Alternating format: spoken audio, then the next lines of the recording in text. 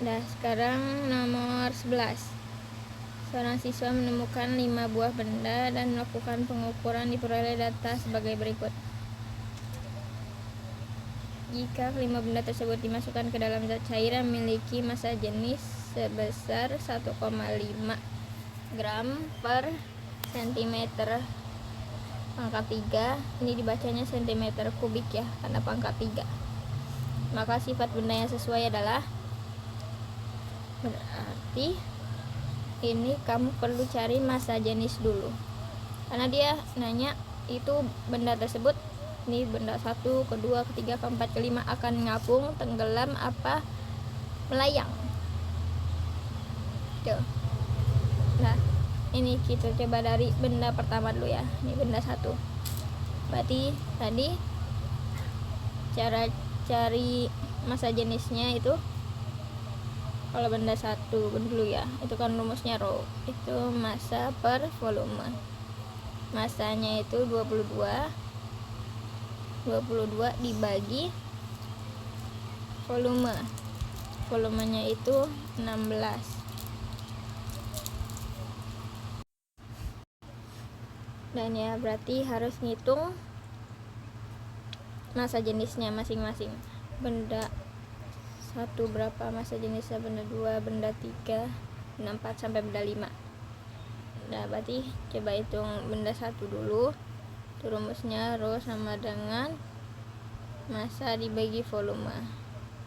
Ya, massanya ini kalau benda 1 22, volumenya 16. Berarti 22 dibagi 16. Itu adalah 1,375. Berarti tandain dulu ya. Ini benda 1 itu 1,375. Nah, kalau benda 2 berarti rumusnya masih sama kayak tadi. Ya, rumusnya itu masih ini, massa per volume. Berarti massanya itu 15, volumenya 8. Berarti 15 dibagi 8 itu adalah 1,875. Berarti 1,875. Nah, sekarang benda 3, massanya 18, volumenya 12. Berarti massanya 18 dibagi volume 12 itu adalah 1,5. Benda 3 itu 1,5. Nah, benda 4 itu adalah 44, massanya, volumenya 20. 44 per 20 itu berarti 2,2 ya, 2,2. Nah, satu lagi. Sekarang benda ke 5, massanya 35, volumenya 28. Berarti 35 dibagi 28 itu adalah 1,25. 1,25. Nah, kalau udah dapat semua massa jenisnya, kamu lihat ke sini.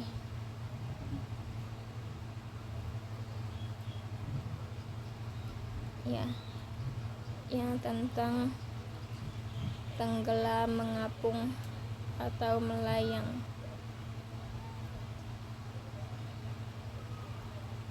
Nih.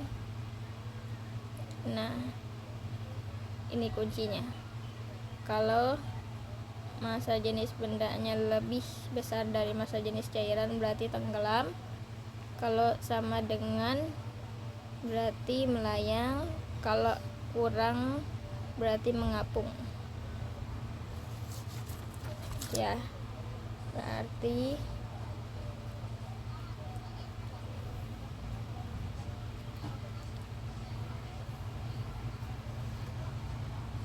ini massa jenis Nah, ini dimasukkan ke dalam zat cair yang memiliki massa jenis sebesar 1,5 gram per cm kubik. Berarti ini adalah massa jenis cairannya. Nah, tadi dia bilang kalau massa jenis bendanya lebih dari massa jenis cairan, berarti ini lebih besar ya. Berarti tenggelam. Benda itu akan tenggelam. Gini. Nah, tapi kalau sama massa jenis bendanya, ini udah kita hitung, misalnya sama kayak ini massa jenis cairannya, berarti benda itu akan melayang. Tapi kalau massa jenis benda ini kurang, lebih kecil ya, kurang dari massa jenis cairannya, kurang, berarti benda itu akan mengapung. Ini akan mengapung. Nah, sekarang kamu lihat kalau benda satu itu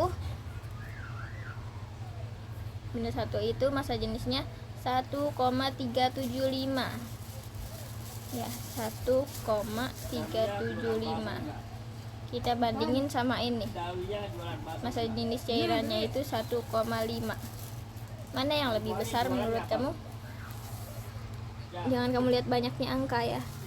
Misalnya kamu bilang ini kan angkanya ada banyak, ada angka 1, angka 3, angka 7, angka 5. Ini cuma ada angka 1 sama 5. Berarti lebih besar ini dong yang atas, karena angkanya lebih banyak. Kan itu. Tapi yang kamu lihat adalah mana yang lebih besar. Karena ini kan sama-sama 1, angka paling depannya. Berarti seri ini. Nah, sekarang setelah koma itu ini angka 3, ini angka 5. 3 sama 5 akan lebih besar 5. Berarti 1,375 itu lebih kecil dari 1,5.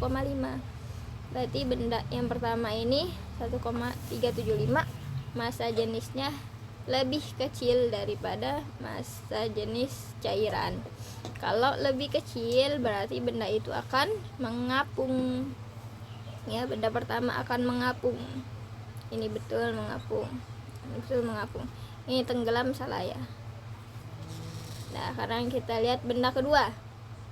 Benda kedua itu massa jenisnya 1,875.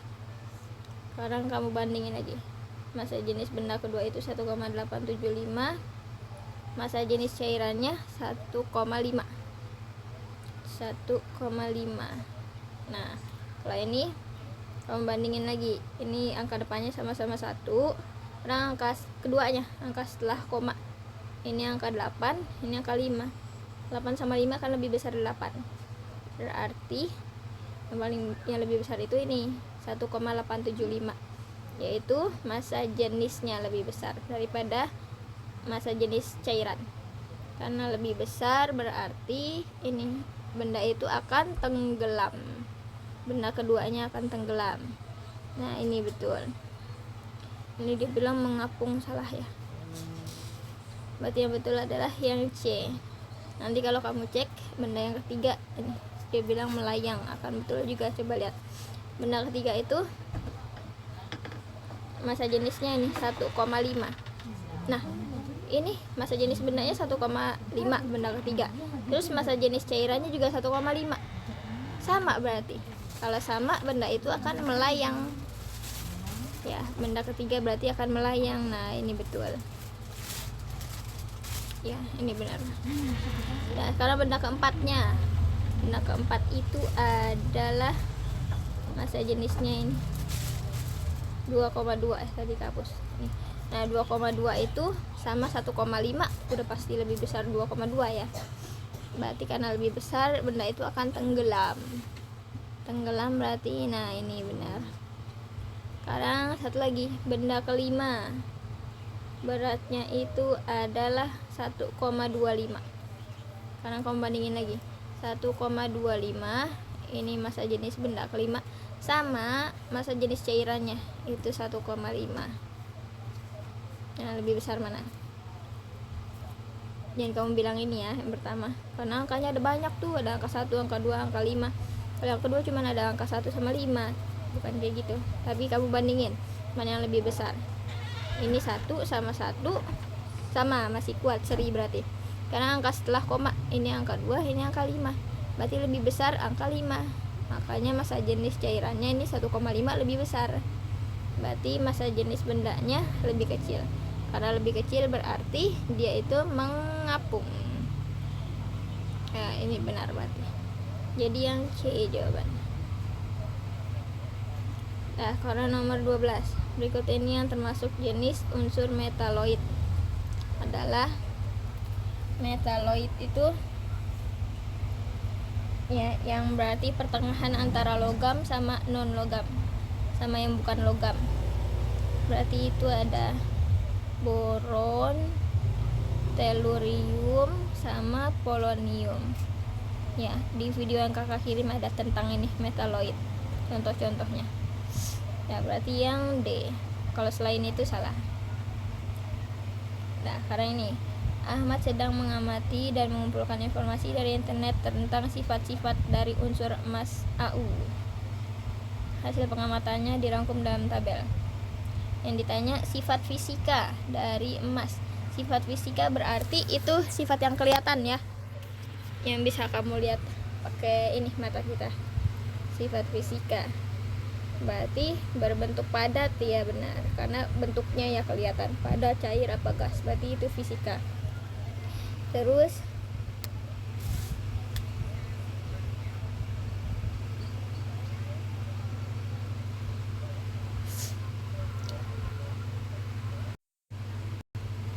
ini tidak mudah berkarat, nggak bisa dilihat pakai mata langsung ya, berarti ini salah. Berarti ini masuknya ke kimia karena ada perkaratan gitu, korosi. Lalu massa jenis ini bisa kita lihat dari massanya, beratnya berapa, sama dibagi volume ukurannya. Titik leleh juga bisa. Tidak larut dalam air ini nggak bisa, berarti masuknya ke kimia. Sama ini stabil atau tidak mudah bereaksi, ini nggak bisa juga karena ada kata reaksi, ini pasti kimia. Jadi jawabannya 1, 3, sama 4 ya, yang A. Nah, sekarang berikut ini adalah nama beberapa zat. Di antara zat-zat tersebut yang termasuk campuran ya, berarti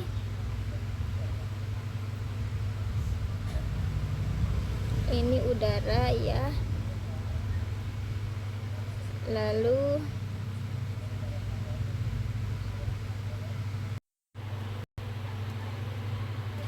nah, ini nomor 14. Berikut ini nama beberapa zat.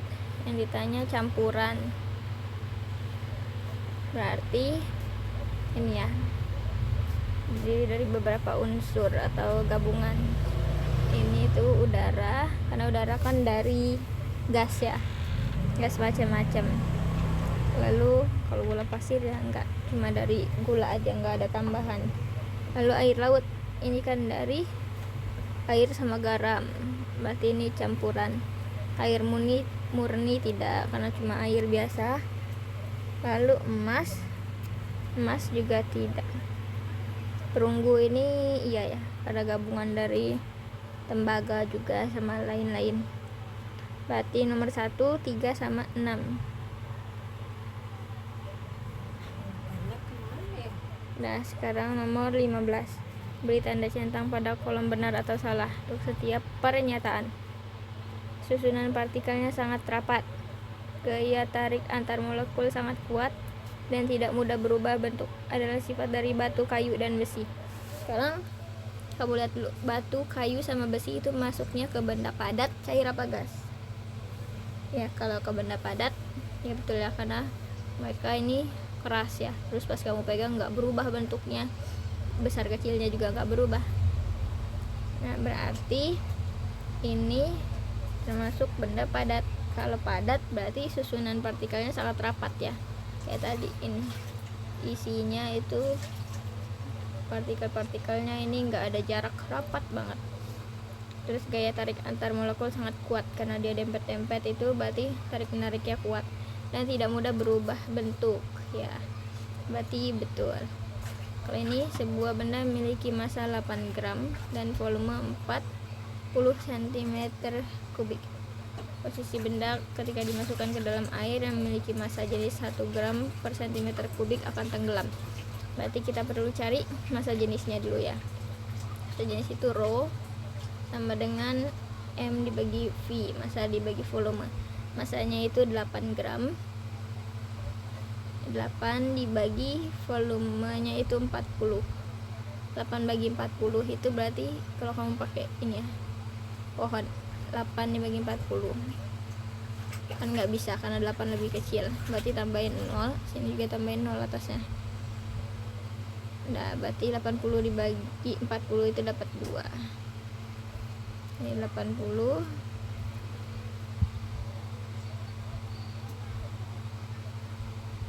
ya, ini 2 dikali 40 itu 80. Nah, jadi habis, jadi 0,2. Nah, harusnya massa jenisnya itu 0,2. Terus dimasukkan ke dalam air yang massa jenisnya itu 1 gram per cm. Berarti massa jenisnya bendanya itu 0,2, massa jenis cairannya airnya itu 1. 0,2 sama 1, kamu bandingin 0,2 di sini ya, 0,2 sama 1 itu kan lebih besar 1. Ini 0,2, belum nyampe 1 dia.